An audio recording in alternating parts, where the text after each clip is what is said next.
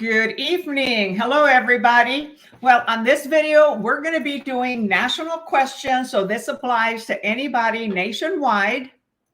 So stay tuned for about 30 minutes reviewing of the questions, helping you understand what they're asking for. And then, of course, also the answers. Okay, so we left off in November with question, I think 326. Yes. So we're starting with question 328, 327 today. Yes. Okay. So we'll review national questions. The book that I'm using. Okay. So let me show you.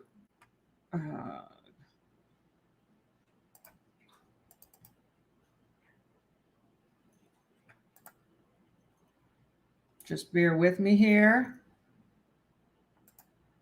Okay, this is the book that we're using. This was in 2020. So Texas Real Estate License Exam Prep. And one of the reasons I like this book is because it has several tests for national, several tests for state.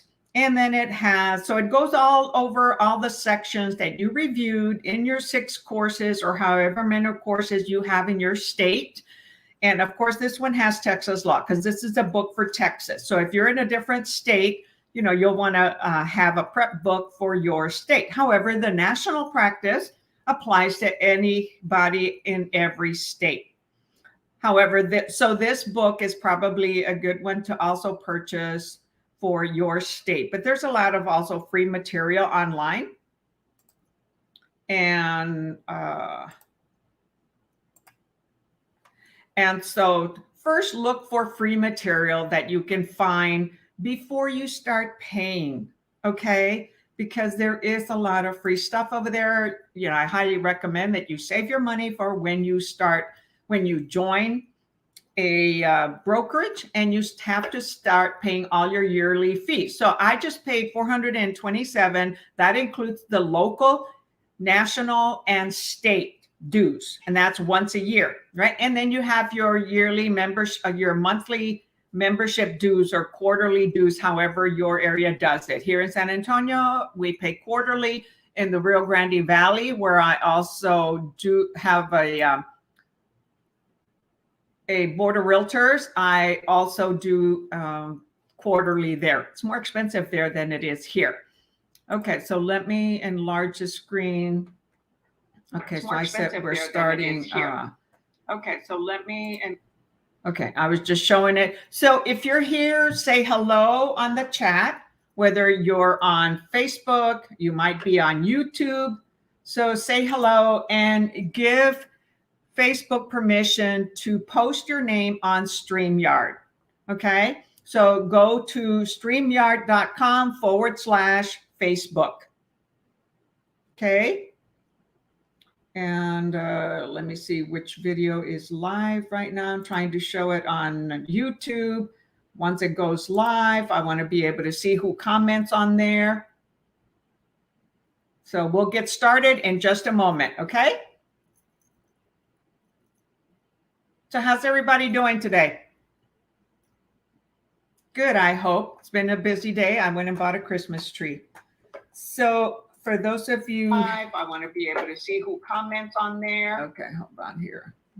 That's so my we'll get started YouTube channel. Okay, so go ahead and go to StreamYard.com/Facebook and give Facebook permission to post your name on StreamYard. Okay, so you'll see it like this. Like mine is YouTube AgentPrep, and then Agent Prep with Lillie Hendy. It'll show your name like that. Okay. And like here, StreamYard.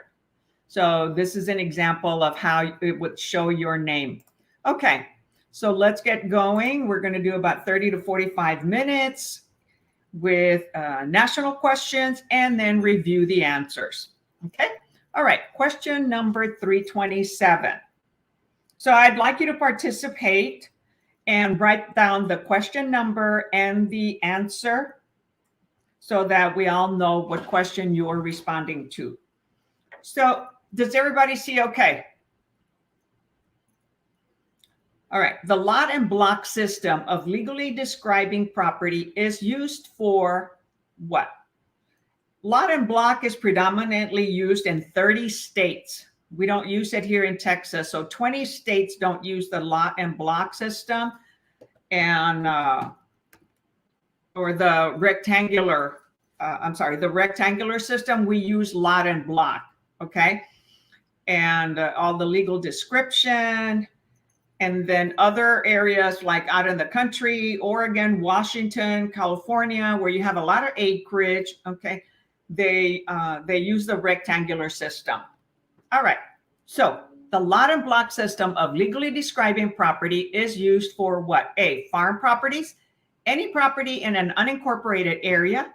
C, properties where meets and bounds is not acceptable. Or D, properties in a subdivision. So I'll give you a moment to answer this question. Hey, Neelam, there's my faithful Neelam.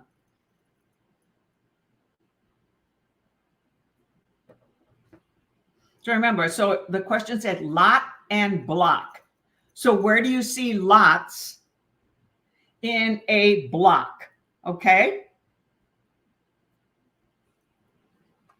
So do you see multiple lots and a block in an area in a city and farm properties, or any property unincorporated, properties where meets and bounds is not acceptable, or properties in a subdivision? Where are you going to see lot and block of legally describing property?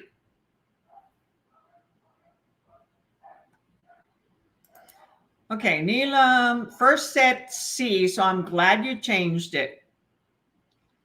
Hiring, how are you? I'm doing awesome. Thank you. Busy day. And yes, the answer is D, Neelam. So properties in a subdivision. So if you've got a subdivision, right, you've got a street. So you've got Oak Street and Cedar Tree Street, right? That from one street to the next, that's a block. Okay. And then in that block between those two streets, right, you have all these lots and residential homes. So that's where lot and block systems are used. So the legal description in the county appraisal district, okay, will show, not all of them will have a lot and block if it's out in the county.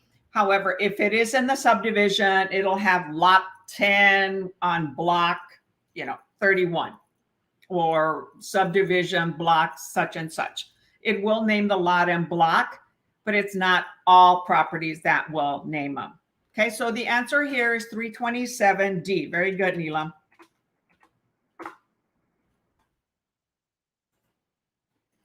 So for those of you that are on here, hey, say hi, whether you're on Facebook Live or you're on YouTube. Say hello. Let us know who you are. Okay, there's several of you on here. Okay, number 328. A certain legal description contains the phrase northwesterly along the Erie Road to the POB. What kind of description is this? So like point of beginning. Quit that. Okay, we can't see all the answers. Let's see here. So we want to use medium. Let's see if we can. Okay, now we see it all. So a certain legal description contains the phrase northwesterly along Erie Road to the point of beginning, or POB. What kind of description is this? A plat survey, B, a government grid, C, meets and bounds, or D, the rectangular survey. So when you go to your glossary, definitions, vocabulary, it'll describe what all of these are. So that's why I also stress, know your vocabulary. You're learning a new language and you want to know the language. What are they talking about? So like I mentioned, in 30 states in the US, in 20 states, we use the legal description meets and bounds, okay? In 30 states, it's rectangular survey. So, and the rectangular survey, again, is with lots of acreage. So when I lived in Oregon, we used the rectangular survey. If you're not sure what I'm talking about, I would, let me see here. I'll quickly do a search here so that you all know rectangular survey. And so that's not what we're talking on this question. Okay. This is a rectangular survey. Okay. You have a township. So in the rectangular survey, okay, you have a whole township grid. And then within that grid, you have one section, a township of 36 sections. So this township here goes into 36 sections. And then to determine where a property is, then they keep breaking it down into a particular section. This section 14 goes to this, and then start breaking it down some more until they get to the actual piece of land. So in the question here, it's talking about lot and block system. So you'll see a lot and block like this, a subdivision. So you see all these lots here. So you've got one street here, another street here. So that's a block right there. From one street to the next, you're looking at a block. Okay, and then here's a better example. So you see, you have all these streets here, all these spaces. So from this street to this next street is a block. So a block in your neighborhood. Okay, so that's the block, lot and block system. So here, here's a picture of how a lot and block, an aerial view, right? So this is a subdivision here. So all of these are lots. Every single house that's on here is a lot. So then from this street to the next street on the east, that'll be a whole block of homes. Okay. Oh, here's a better way. So from this street to this street, that's a block, and these are lots. Okay. You see all these lot numbers 1 through 25. And they have a particular ID number, 801 to 876. So that's the lot and block system, which is used in communities, cities, annex, suburbs, and then the rectangular system, public land survey, okay, it's a lot tougher to figure out. All right, so let's go back. So what answer did you all select? So you can only see the question. Oh, okay. Oh, yes, because I'm on a different screen. Okay, hold on. Let me move it over here because this is the screen that I'm sharing. Okay, pardon me. So this picture right here, okay, that you see, this is the rectangular system that is used for acreage. Okay, so you go from a township grid. You got north, south, west, east. You have a meridian. You have the baseline. Then it goes to 36 sections in that one township right there. And then from there, you go to the section, break it down some more, and start dividing it into quarters. Okay, the question that we're dealing with right now is asking about lot and block. So lot and block. Thank you for that, Neela. I'm so sorry. So lot and block, were some pictures of lot and block here that I had shown. Okay, so in a lot and block, you can see the homes like that. You have a subdivision, okay? So each of these places where there's a house, that is a particular lot.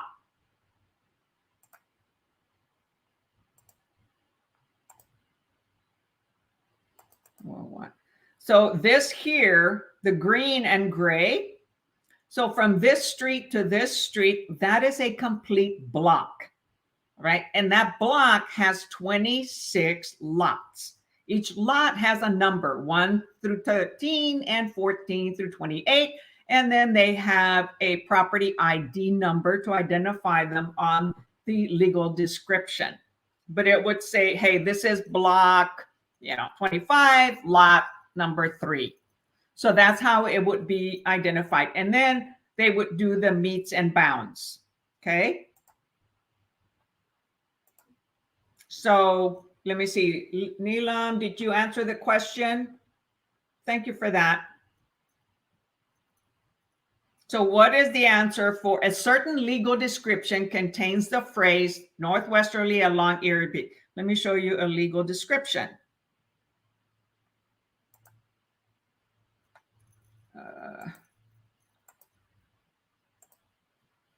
Okay, so we'll share it on the screen there. So a legal description.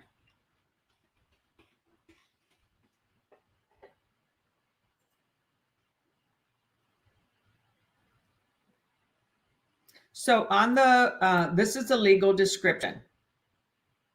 See how it says lot 9, block 58, Scotland Manor section. I know it's kind of small. Let me see if I enlarge it, will it let me do that? No. And it'll have that description in the county records, in the warranty deed. Let's see, is there an example on here? No. Okay, so here's the warranty deed. Okay, it'll have it also on the warranty deed.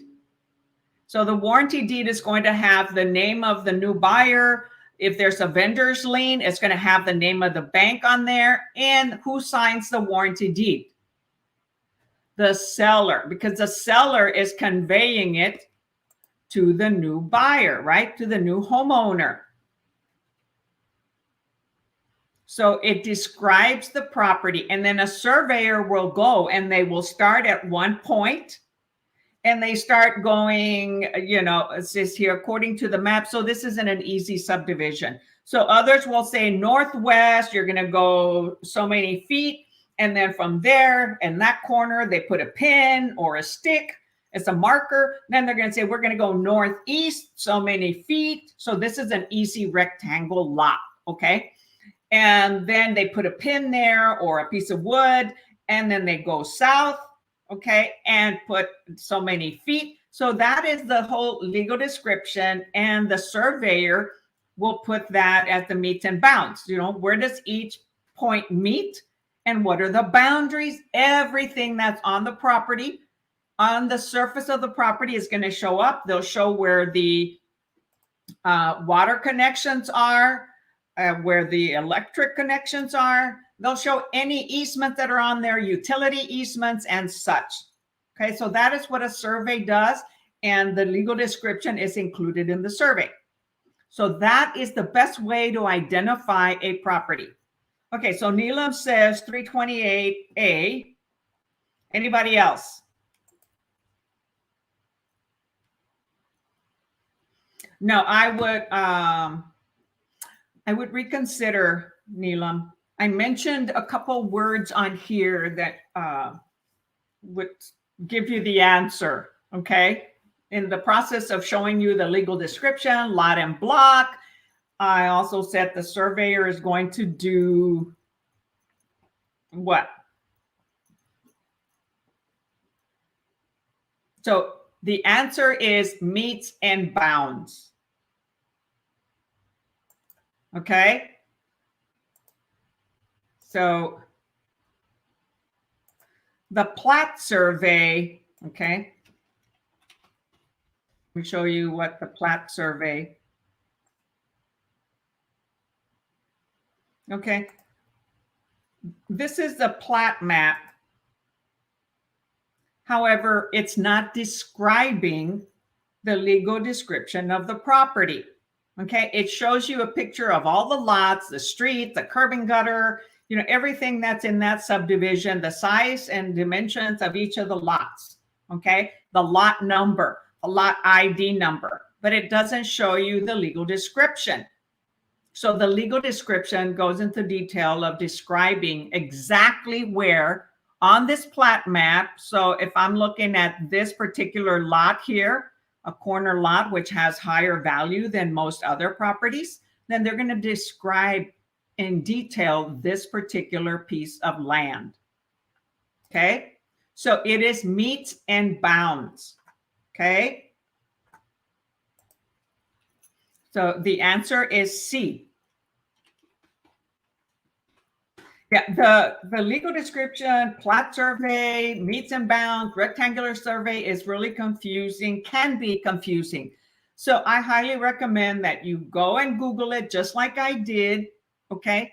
Google plat survey. It shows you the subdivision plat map that has to be approved, okay, by the city planning or county planning. Okay. The meets and bounds is what is included by the surveyor on a particular piece of property. Okay. One of the lots in the plat survey. And the government grid was like the township grid that we saw in the rectangular system.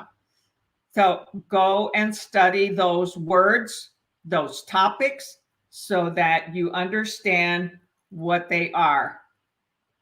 Because you will get questions like that. Every state is different. As I mentioned, 30 states use the rectangular system and 20 states use the meets and bounds, okay, with a surveyor using the legal description. So the survey and the meets and bounds, lot and block, sorry. So it's lot and block survey versus rectangular survey. Study those. It is crucial so that you understand it. Because when you start practicing real estate, every property that you're going to help a seller with to put it on the market, you've got to know the legal description. You're going to get it from the county records or from the title. We don't use the address as the correct way to locate a situs. What is a situs? The actual piece of land, property, home improvements, anything on that. That's the situs. Your mailing address, that's where your mail goes. The situs is where the home sits, where the land that you purchased is, where the business sits. Okay, lots of words in that area, in that topic. Know that. Okay, 329. Have to change the size here again. Nope, that's not going to work. Let's see if I go to large. How does that? What did I say? We're on 329. That's 328. So let's see if 329 is all in one. It is. Okay, 329.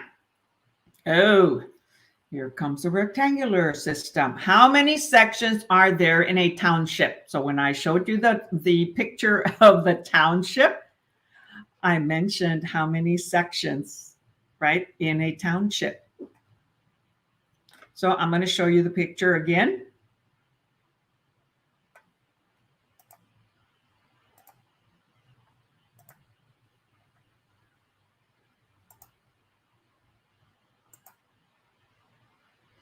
Okay, so let me go and show you the rectangular system.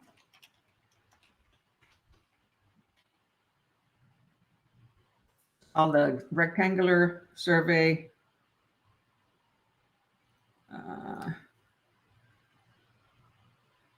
So let me see, which one should I show you? This one here. Okay, so this is a huge township rectangular survey grid. This is the congressional. So it has lots of townships in it. A township starts to be identified by T, okay? Township and range. So then from this yellow little box that I'm pointing at right here, okay, it gets expanded into this right here. So how many sections in that? Let me see if I can enlarge this, zoom this in. Okay, so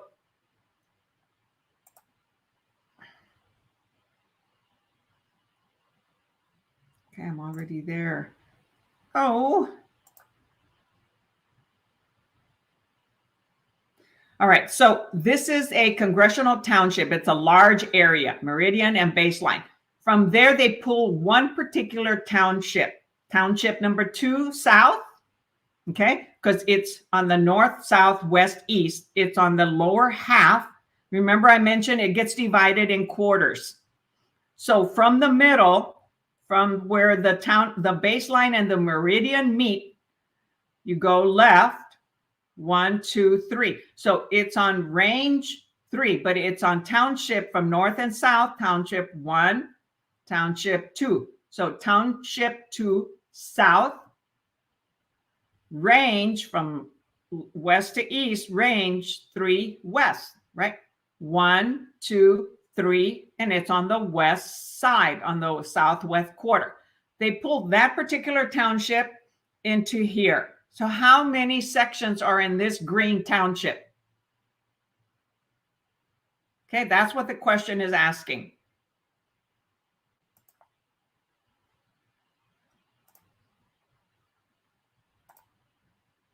Okay, how many sections are there in a township?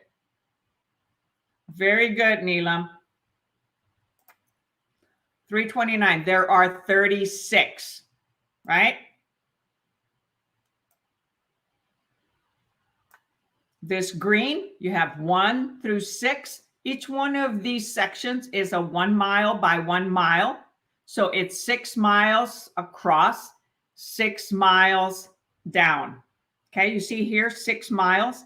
I know the picture's not very big. Okay, I'm not sure how to enlarge it much more. Sometimes even if I enlarge it more, it doesn't really do it. And if I click to it, then it takes me into a big description. Okay, here's a better picture. Okay, so this is the township, and Neelam said there are 36, and that's correct. You start from 1, go left 6, and then down, go 7 and to 12, and keep going until you get to 36. And it's 6 square miles each section. So these are sections, section 1 through section 36. Each of these sections is 1 mile by 1 mile. Okay. The whole township is 6 miles by 6 miles. All right. So it took section 14 and divided it and expanded it here. So this is section 14. This little yellow one takes it to this. And then they break it down in quarters again, just like they did on the big one here, northeast, northwest, southwest, southeast. They do it on each section, northeast, northwest, southwest, southeast. And they break it in more in halves and quarters again until they find the particular piece of land. So that is the rectangular survey system.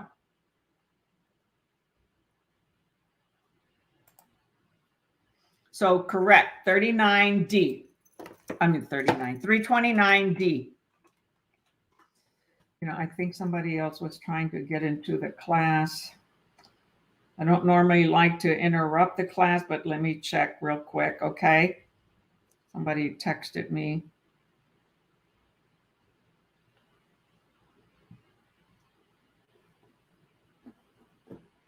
And it's always best to do it in advance. So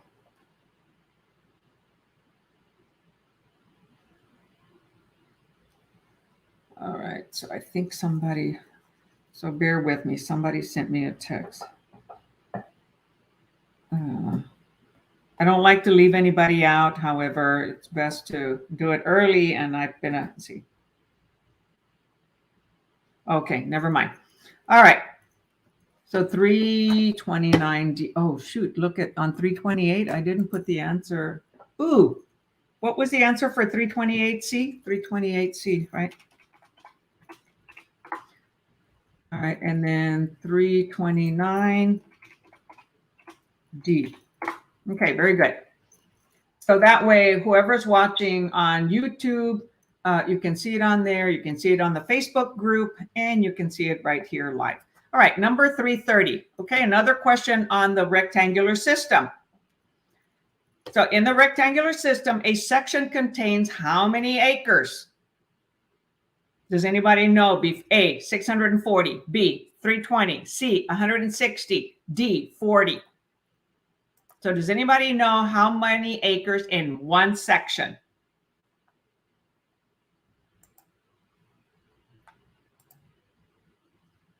Okay, so this is one section. How many acres in this one section? If you go down lower, it tells you in the text.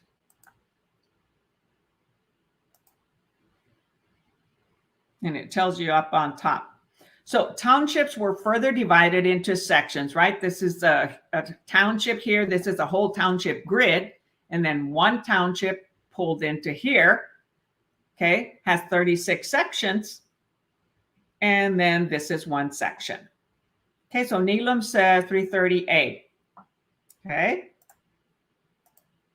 Very good. 640 acres. Okay. So it's 1 mile by 1 mile is 640 acres. Okay. So a whole township is 6 miles times 6 miles. It's 36 square miles. One section is 1 square mile. Why? 1 mile horizontally, 1 mile vertically. In that 1 square mile, there are 640 acres. When you divide it in half, you've got 320 on the north, 320 on the west. If you divide it vertically, it's 320 on the west, 320 on the east. Okay. Now, when you divide it even further, how many is in per each quarter? So you have 640 for the whole thing, 320 for the top, 320 for the bottom. So how much is each quarter? So you have 320 divided by 2, right, is 160. Is in each quarter is 160. And then they break it down again. So divided by 4. So each of these, this brown one is 40 acres. Then they divide it again by 4. And then each northeast, northwest, southeast, southwest are 10 acres. That's how they keep breaking it down. In order to determine how many acres are in that section, okay, they do it, let me see if they have an example on here. If you were to have to solve one in the test, they talk about 1 quarter northwest, 1 quarter northeast. Okay, so you end up using 1 quarter times 1 quarter. Okay, so it's 1/16.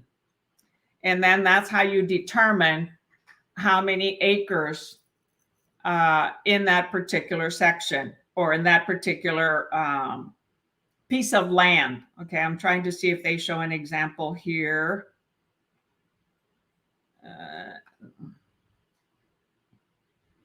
Nope. No, they don't show an example there. Let's see. I wanted to see if I could give you an example of how they identify it.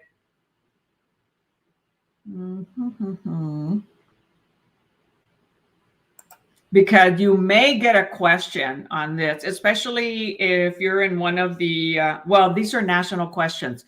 So you, even though you may not have a, see this picture here? See if they show it. Okay, you see how they divide it into quarters and then quarters again? So they have the northwest quarter, northeast quarter, of the southwest quarter, of the southeast quarter. So this is 1 quarter of the whole section. And within that northwest quarter, they broke it down into 4 more quarters. So let's see, maybe here they will have, no, they don't. So what you do if you're breaking it down, so instead of saying, oh my gosh, northeast, you have to work from the from the right to the left. So let's say they say it's a the northwest quarter of the northwest half or northwest quarter. So you're still northwest of the northwest, okay? Because there's northeast of the northwest quarter, southeast of the northwest quarter. So you end up multiplying 1 quarter times 1 quarter is 1/16, and then the one is going to be 640, right? Because the whole section here is 640 acres. All right, enough of that. Let's move on. So the answer was 640. So Neelam was correct. This is a tough topic. Oops, the question is 330. 330A. So you probably got a little bit confused, okay? Because I know when I first started to learn it, I got confused. However, Google it, okay? The easiest thing is to Google it, and you'll be able to get better descriptions and understanding of it on there. Look at the diagram, do some exercises so that if you do have that question, you can get it right. Okay, number 31. The valuable consideration necessary to make a contract valid must be what? So valuable consideration. So I think last week we talked about in a contract, right? What is a consideration in a contract? Does it have to be cash? Okay, does it have to be money? What makes a contract legal? Okay, what makes a state contract legal as far as the consideration? So here, the valuable consideration necessary to make a contract valid, okay, must be A, money, B, something tangible, C, something of value traded in exchange for something of value, or D, something of equal value with whatever is received in exchange.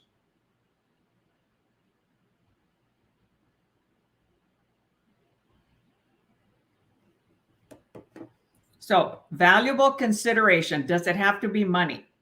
Does it have to be something tangible? Or can it be something of value traded in exchange for something of value? Right? Or something of equal value with whatever is received in exchange. Okay, so we're talking here like for earnest money. Okay, the earnest money, that's what makes it a valid contract. Okay, does that have to be cash? Does that have to be money? Can it be trading another piece of land? Can it be something else of value that is equivalent for the amount that the seller wants as earnest money? So Neelam says the words get, yeah, not cash. That is true. It doesn't have to be money. It doesn't have to be cash. It has to be something of value, something you can trade that has a value, an antique car, another piece of land, an equal trade. So the answer, as Neelam says, is C. Something of value traded in exchange for something of value. So another thing that can be done says, hey, I give you a promissory note to pay that consideration at a later date. So sometimes people out of state, like let's say when you were growing up and you asked somebody asked you for money and they said, hey, here's a little piece of paper. This is my promise that I will pay you, right? Or a handshake. So that's a promise to pay back what they borrowed. So we promise to pay a lender when they are loaning us money, okay? And the collateral is the property.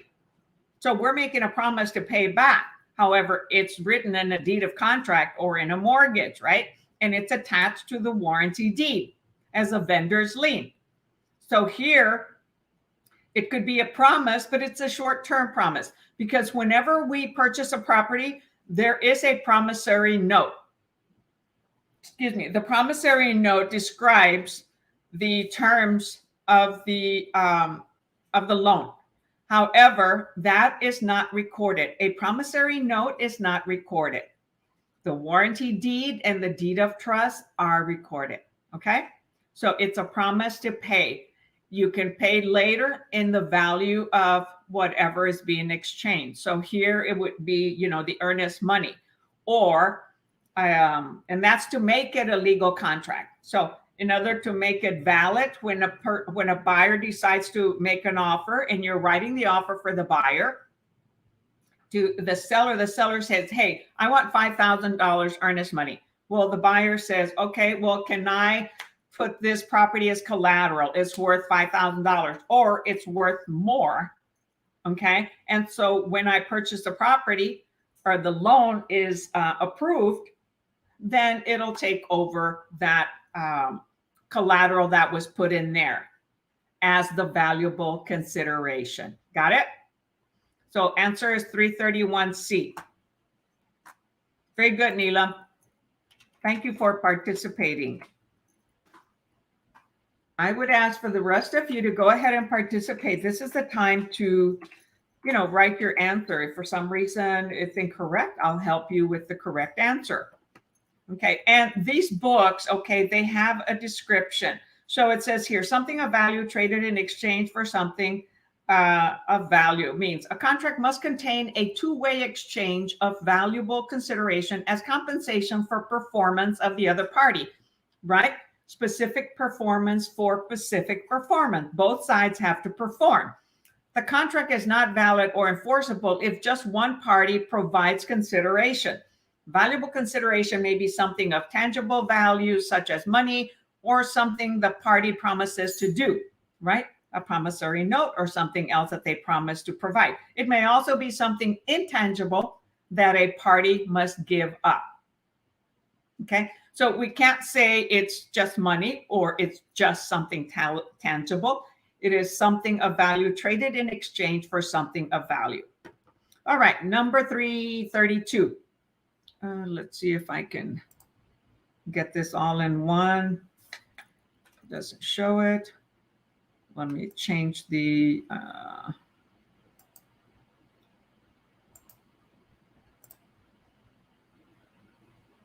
okay, 331. No, we're on 332. Sorry. Okay, 332. It's not as large as I would like it to be.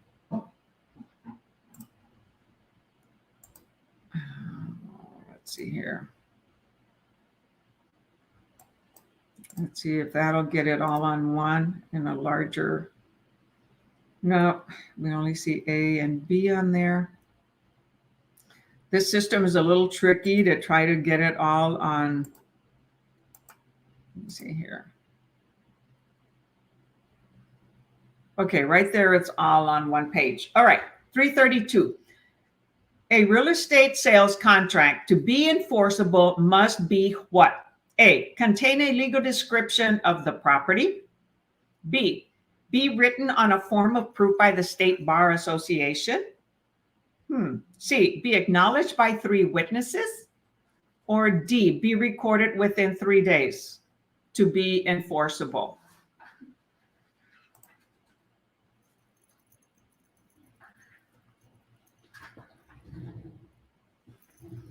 I have a stranger kitty in my house. All right, let me, okay, there it's all. So a real estate sales contract to be enforceable. So if I were to go to court, what kind of contract is going to be enforceable? A, contain a legal description of the property. B, be written on a form of proof by the State Bar.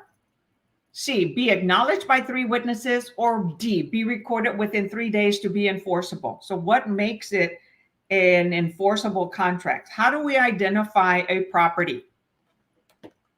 Okay, we talked about it in a previous question. So sometimes previous questions will help you answer a future question.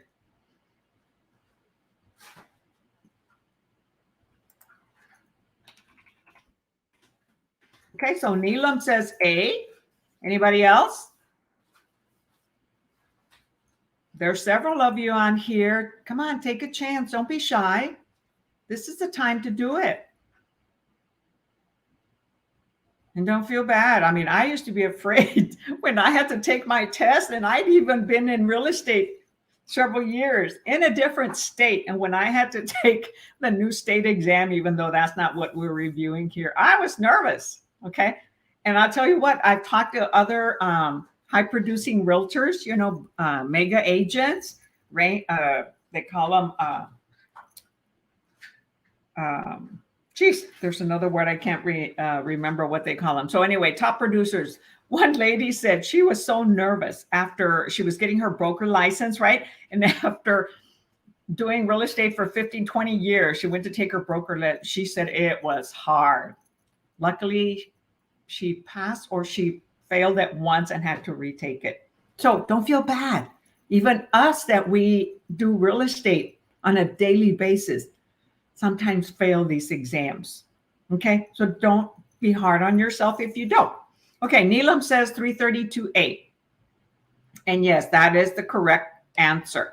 Remember how I mentioned that it's not the address that identifies the property. It is the legal description of the property that's recorded on the warranty deed. I mean, that's in the warranty deed. It's in the county records. It's in the survey. It's in any document that identifies that particular property. Okay. It's not going to be in the plat map or plat survey, because there's it could be 50 lots, 20 lots, 100 lots. That legal description can be quite lengthy on every single lot. So the answer is 332A. Legal description is how a property is identified. So as you well see, it's important to know your vocabulary. All right, 333.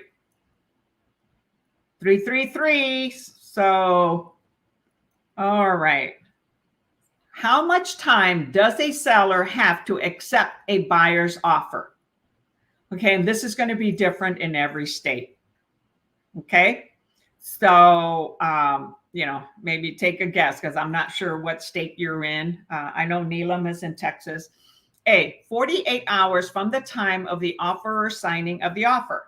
B, 24 hours from the time of the offer's delivery to the seller. C, within 24 hours following the stated expiration. Or D, a reasonable time or until the expiration date on the offer. Okay, so every state has a different timeline for replying to an offer. Some states don't have a timeline, like you have to respond within 24 hours, 48 hours, 72 hours. In Texas, we don't have a document that says, okay, a seller needs to respond within 24 hours or 48 hours. That puts the pressure on.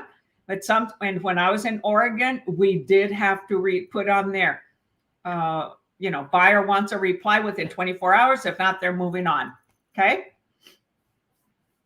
So if not, since this is a national question, what would be the answer? Okay, Neelam says D. Very good, Neelam. That is correct. A reasonable time or until the expiration date on the offer. Okay, because the offer, they may include an expiration date. Our offers here in Texas don't have an expiration date. So if a seller doesn't reply, that means the buyer didn't provide a good offer that the seller was interested in. So in Texas, they can counter, they can accept, they can sit on it, or they can reject. If they sit on it, they don't respond in 24, 48, 72 hours. That's probably the offer wasn't good enough. So instead of counter, I like to advise my sellers to counter, give some feedback. Okay. Some seller, no, I want to see what else they're willing to offer. If they want to offer a better price, they need to come back to me. I'm not going to counter. Okay. They're playing, hardball. And that's acceptable in Texas. So 333D.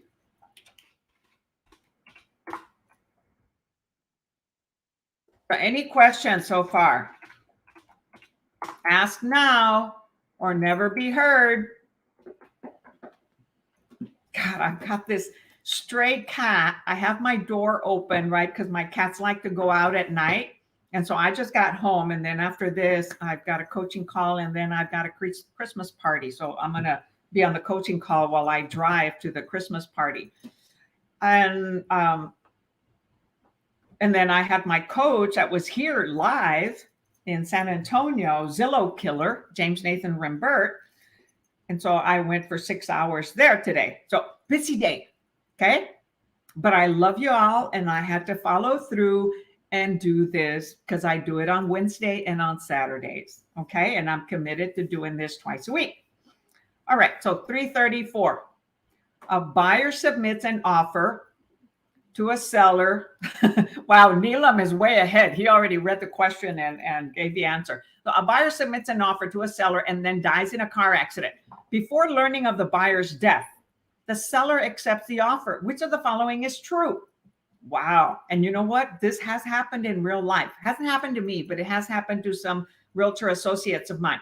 So which of the following is true of the seller, even though they accepted it? A, the seller can force the buyer's estate to go through with the purchase. B, the buyer's death terminated the offer. C, the seller must make a new offer with the same terms to the buyer's heirs. Or D, the buyer's heirs have the option of enforcing the contract. Okay, so which one is it here? Let's see, can I get it all in one? We're on what question? 334. No, doesn't show. So Neelam says 334B.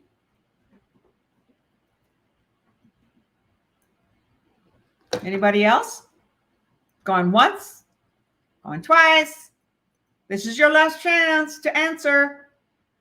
Gone. So 334B, the buyer's death terminated the offer. Okay, so it doesn't force it on the heirs because we don't know if there's a will or what's going to happen. Okay, so the buyer's death terminated the offer. Very good, Neelam. You're going to be taking your test real soon, right? Okay, 334B. And make sure that I type the right answer because sometimes I'll say the right answer and I type something wrong. All right, number 35. Gosh, I hate this when it does that. Okay, there. It's all in one page. All right, number 35. No questions on YouTube, on Facebook. Okay, I have 3 monitors. Okay, so you see me moving my face around. It's because I've got 3 monitors that I'm looking at the Facebook group, at the YouTube, just in case there's any question. All right, number 35. Which of the following contracts can be assigned to another party? Which of the following contracts can be assigned, okay, to another party? So you're making the offer. However, you're saying and or assigned to. That means somebody else is going to end up with it. You might be a wholesale investor or some other type of investor. So which following contracts can be assigned to another party? A, an exclusive listing agreement. B, a personal services agreement. C, a contract for the sale of undeveloped land. Or D, an employment contract between a broker and a salesperson. So what kind of contract can a buyer assign to someone else, to another buyer? So they're the go-between. They're a wholesaler or a wholesale buyer, but they don't actually buy it. They put a contract on it, and when it's accepted, then they assign it to somebody else. So Neelam says, oh, nothing yet. Oh, and you know what? I haven't been showing, oops. I haven't been showing the answers. Wow. So while you're thinking of that, I'm going to go back and show all the answers to all the questions. 327D. 328C. 329D. 330A, 331C, 332A,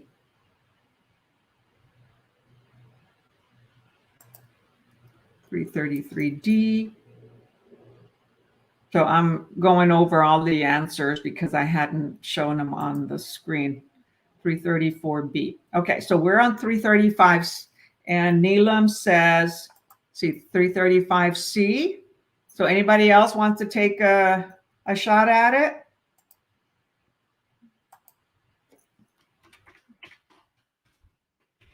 No? So yes, 335C. So a contract for the purchase of a property can be assigned to someone else. So that particular buyer locked up that property, okay? So that buyer, almost like a realtor, brings a seller and a buyer together, but doesn't buy any of it, and he's not being paid to represent anyone. That person is a wholesaler. So they get a fee that both the seller and the buyer agree, okay? When he negotiates with the seller knows that that contract is being assigned to another buyer that really wants to buy it. And that wholesaler might get $5,000 from it, $1,000 from it, or something.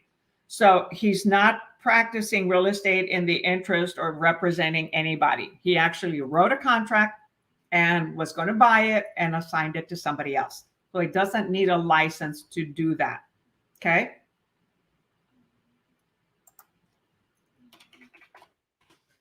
Doing great, Neela. Oops. No. All right. One more question for tonight. It's almost 7 o'clock. I was going to quit early because I've got other stuff to do tonight, but no, because I love y'all and I want you to pass. Okay. I really do. I want you to pass. So study, study, study your vocabulary, your national questions, and review the answers, and the state questions and review the answers. Okay. There are a lot of different resources out there for free. Okay. 36. An implied agency relationship may be deemed to exist if, okay, an implied, okay, what's implied? So you imply that you have an agency relationship. So may be deemed to exist if A, the parties do not disavow an express contract that has expired. B, the parties act as if there is a contract. C, an offering party does not receive written notice that the offer has been rejected. Or D, the parties promise to perform their part of the agreement if the other party performs. So what is an implied agency relationship? Okay. How does that come about?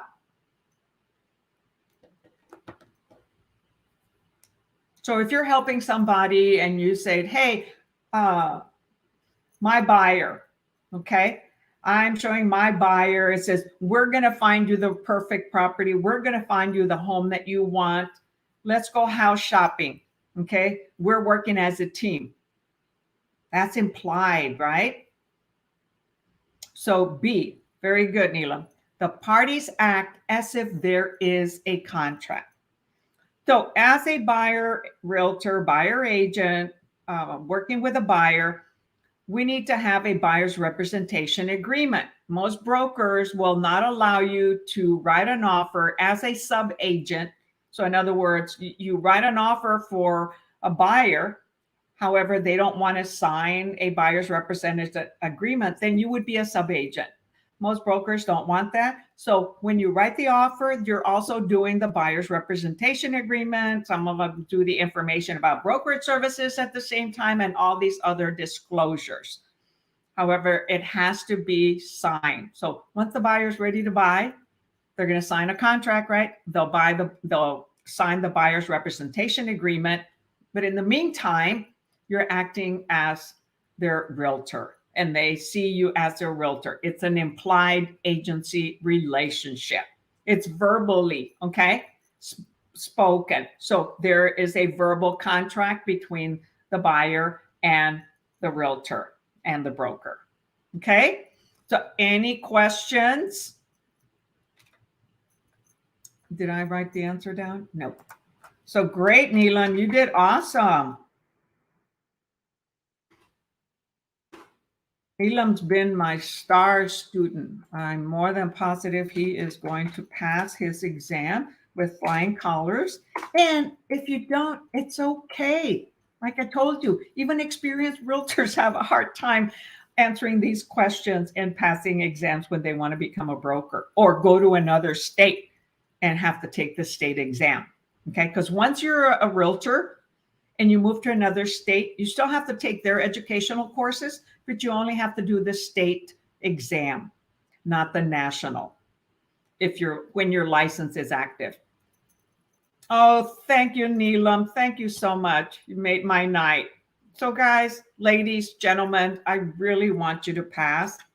Okay. So all these videos, all these lives are recorded. They're on my YouTube AgentPrep channel. So you can go on there. I'll be putting a thumbnail tomorrow on it. I don't have a chance to do it today. Normally I do it in advance. So I'll have a thumbnail on it, and the description and all that is on there. And so watch it on the YouTube AgentPrep channel. When you visit my channel, hey, subscribe to the channel, click the little bell so that you're one of the first to get an alert, okay, when I have new information out here. And also like the video, okay? Send me some love. That's how YouTube keeps tracks of us as to who has an interest in our information.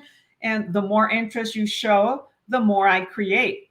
Like I did a math one, and there wasn't much interest in the math. So because of that, I probably won't do that much math, but I will still do some. The biggest demand on my channel is the Texas real estate questions and answers, you know, and the national, because there's national from a lot of different people that you can watch on YouTube or on their Facebook group or page, like Prep Agent with Joe Juder. He's been doing it for years, a lot longer than I have. He's got an awesome YouTube channel and also a Facebook group, and has lots and lots of followers. Okay, so I'm at the point of growing mine. So visit my YouTube AgentPrep channel, subscribe to the channel, click the little bell, okay, so that you receive notification for information that's going to impact you and help you to pass, and like it. On the Facebook group, hey, like my video.